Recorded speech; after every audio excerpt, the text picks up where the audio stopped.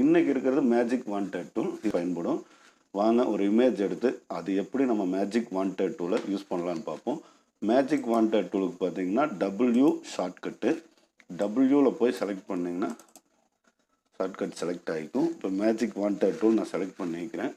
நல்லா கவனிங்க. ஒயிட் பேக்ரவுண்டில் கிளிக் பண்ணுறேன். பிக்சரோட பேக்ரவுண்டு வந்து செலக்ட் ஆகிருக்கு. இது இங்கே இருக்கிற வேலட்டில் இருக்கிற பூட்டை ஓப்பன் பண்ணிக்கோங்க.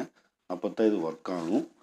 பார்த்தீங்கன்னா டிலேட் பட்டன், கீபோர்டில் இருக்கிற டிலேட் பட்டனை கிளிக் பண்ணிங்கன்னா ஈஸியாக பேக்ரவுண்டு உங்களுக்கு கட் ஆயிரும்.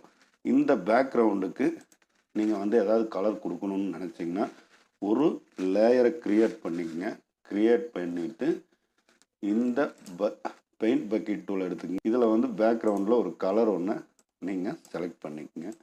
செலக்ட் பண்ணிவிட்டு நீங்கள் ஃபில் பண்ணிங்கன்னா இந்த மாதிரி பேக்ரவுண்ட் கிளிக் ஆகிடும். Ctrl D அடிச்சிங்கன்னா இந்த பேக்ரவுண்டில் இருக்கிற அந்த நம்ம செலக்ட் பண்ண ஏரியா டீசெலக்ட் ஆகிடும்.